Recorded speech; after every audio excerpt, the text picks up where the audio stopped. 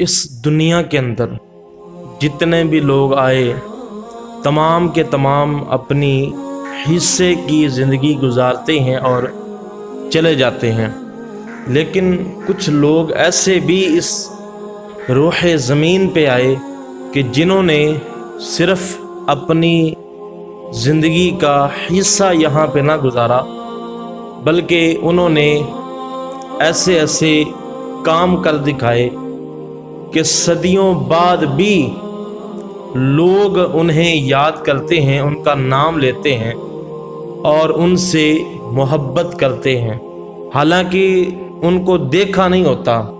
ان کے اندر ایک نام سیدنا عمر بن عبدالعزیز رحمۃ اللہ علیہ کا بھی آتا ہے۔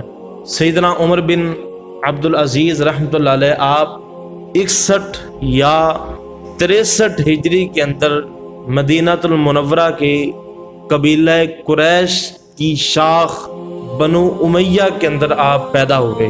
سیدنا عمر بن عبدالعزیز جب بچپن کے اندر قرآن پاک حفظ کر لیا تو رونے لگ گئے، تو ماں کو جب پتہ چلا کہ میرا بیٹا عمر بن عبدالعزیز رو رہا ہے تو دریافت کیا کہ بیٹے کیوں رو رہے ہو؟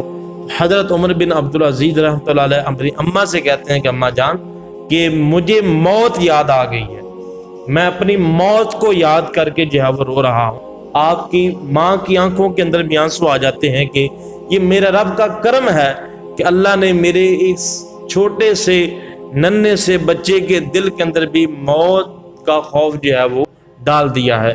تو یہ آپ کے بچپن کا جو متقی تھے، پرہیزگار تھے، یہ بچپن کے معاملات تھے۔ آپ نے اپنی زندگی کا جو زیادہ عرصہ ہے وہ حضرت عبداللہ ابن عمر جو سیدنا عمر فاروق رضی اللہ تعالی عنہ آپ کے بیٹے تھے، ان کے گھر کے اندر گزارا۔